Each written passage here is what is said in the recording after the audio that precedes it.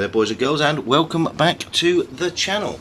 Okay, got 3 games that have been sent in by some of our contributors. So we're going to roll out on Copperfield first with Frost 136 from the Hunters Reborn. He's driving in the T28 HTC Tier 7 American Premium Tank Destroyer. He's platooned up with his buddy Frostwalker 27, who's rolling out in the Tiger 1, and they're going to push the factory flank here on Copperfield.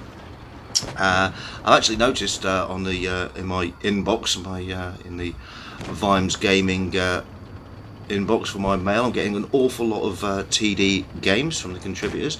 I rather suspect because they got fed up with me putting footage of my games, which weren't exactly great in there whilst I was trying to learn how to play them. So you're just all basically making me feel bad by saying, yeah, thanks for the video, Vimes, now shut up, get out of the way whilst we show you how it's done. Yeah, I know what you're up to. Yeah, I know what you're up to, you bunch of lunatics. So anyway, it's really great to get so many vids sent in, so thank you to all who do send them.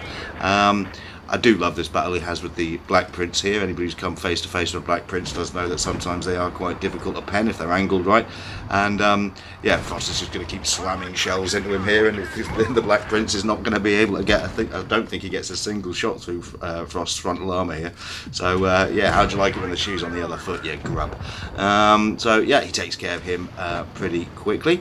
And they're looking to roll up this flank here on Copperfield.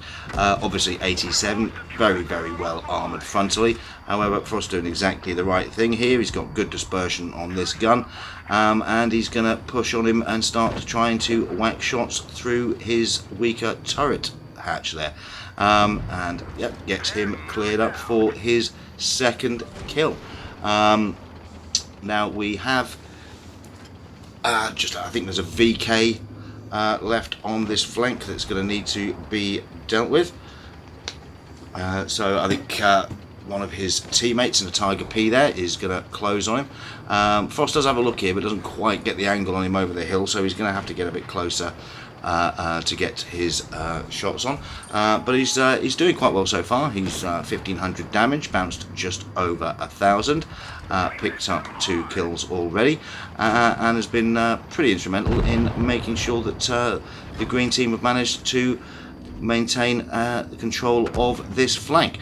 The enemy lights and meds, having cleared out the other flank, have now decided to come across here, and really they're not really going to do a great job, I have to say. I mean, anybody who's played against a Comet when it's being played well will know that they can be a very frustrating tank to have on the enemy team. They're fast, they've got great DPM, absolutely no armour, but good gun depression. I mean, if played well, I mean, these things can be a real menace to your team. However, the Comet driver on the red team here, he's almost trying to drive it like a heavy. He's not really moving around a lot, he's poking out sideways. I don't think you can really angle up the Comet, to be fair, but he's not using the fast firing gun, the fast reload of the gun, and the speed of the tank to his best advantage here. So he's going to make it pretty easy for Frost here to clear him up and take his 3rd kill. And the green team have pretty much got control of this battle now.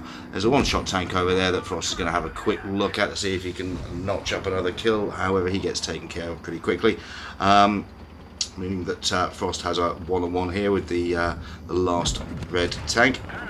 Gets himself angled up, manages to stick a shot, and then his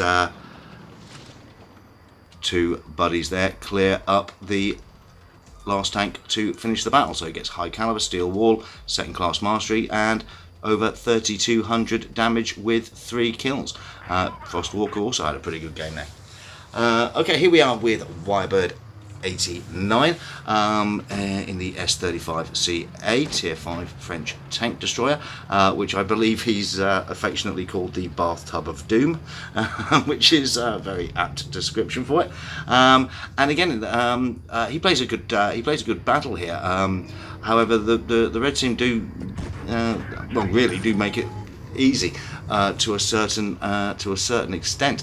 Now, theoretically, Wybird here might have his hands full, because there's only one heavy on his team. He's under tiered. It's to be one there, which does sometimes struggle with pen against tier 5 heavy tanks. So were they to get pushed on here, they might have their hands full. However, the S35 does have a pretty good alpha gun for tier 5. Yeah, good alpha gun for tier 5, and has a 7.5 second reload, making it very, very effective at doing exactly what Wybird is doing here, rolling backwards and forwards and whacking out the damage. As you're going to see in just a moment, the red team meds and lights haven't pushed aggressively onto the other flank, which basically means the green team's meds and lights there are able to pretty much keep their own hit points completely intact and just pour damage across this map. This is a map really where you do have to contest both flanks. If you don't, you simply leave yourself open to get farmed across the map, and that's exactly what's happening to the red team here, which is why Frost and his teammate here in the B1 haven't been aggressively pushed, and they're not really taking a huge amount of damage from the front, because the red team are having their guns turned by getting absolutely taken apart by from the flank. So it is, you know, it's the all driving one way is a strategy I've touched on before. There are some times when it can be very, very effective if you've got a good team of fast, aggressive players with the right tanks. But this really is a very dangerous map to try that on, simply because somebody else can sit across the other side of the map and blow holes in here.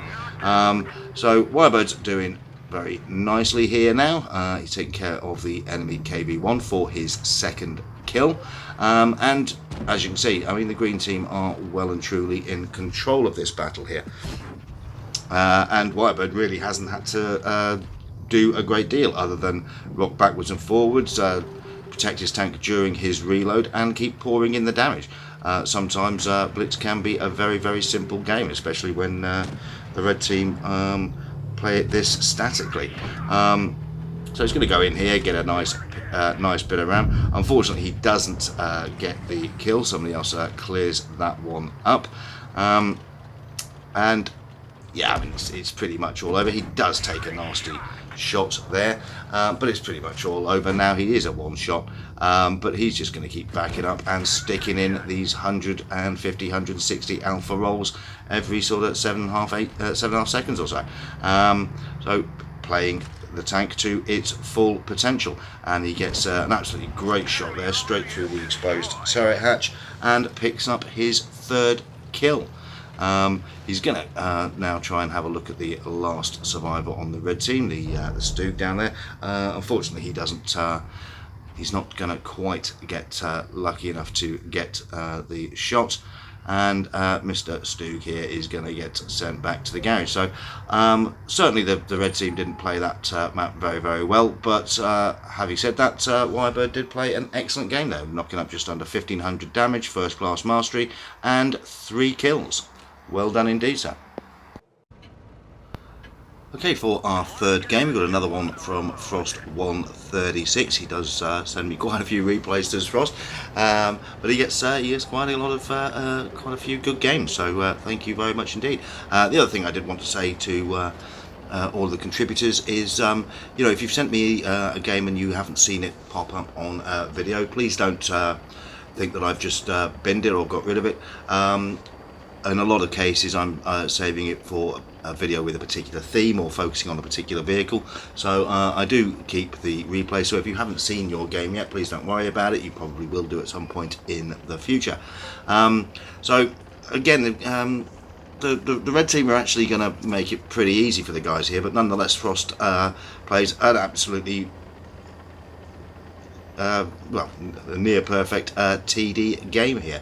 Now, the heavies have contested the have taken the A cap. They wanted to push this flank, decided not to dash into C quickly, which is the most conventional strategy on this map. I mean, dash into the cap quickly, that's the closest one available from the spawn that they started from. However, the red team are making it easy by not dashing into the base that they have in town. They are going to contest the decap with their meds, so that effectively means that the heavies and Frost here have this flank completely to themselves. And Frost is going to show basically why, if the enemy make it relatively easy for you by not contesting flanks, that you really don't need to move about a lot in a TV. He's going to keep resetting his camo and just keep pouring in the damage from the flank, which is a classic TD game, exactly what they're designed to do. And even the heavies on the green team here. Yes, the heavies role potentially on this map is to get into the town area there and to start mixing it up a little bit. But if the enemy team is going to make it this easy to maintain distance and safety, whilst you can pour in the damage, then why not stay on the flank and just keep pouring the damage into them? And that's exactly what the guys are going to do here. Frost has already picked up 1 kill. He's up to 800 damage. As you can see, he's hardly ever been spotted. He certainly hasn't taken any damage yet. And whacks in another high roll there to bring him up to 1400. He's got the top gun mounted on the ISU 152 here, which is a very, very good gun. It averages out 640 alpha. You get 700 out of it on a good roll. And if you manage to get a HE pen on someone, you can do almost 1,000 damage with this gun. If you manage to pen a light with the HE loaded up. So he's going to sit on this flank uncontested and just keep whacking out the high alpha shots. And as you can imagine, that's going to bring his damage tally up quite nicely. And the reds are just, they're effectively, they just don't seem to be overly concerned that they're getting taken apart via this uncontested flank on the ACAP here. As you can see, the green heavies are basically not really moved much since they pushed on this flank. They don't have to. The red team are just basically presenting themselves up as targets. So they're 1 tank up now. Frost hasn't taken any damage whatsoever. He's already whacked up 4,000 damage. And hasn't taken a single shot, hasn't even scratched his paint. Just exactly the sort of game you want when you're playing a TD. He's taken some blind shots, he's taken shots through bushes, and by and large he's basically connected with nearly every shot that he's fired. And it's just a very solid performance.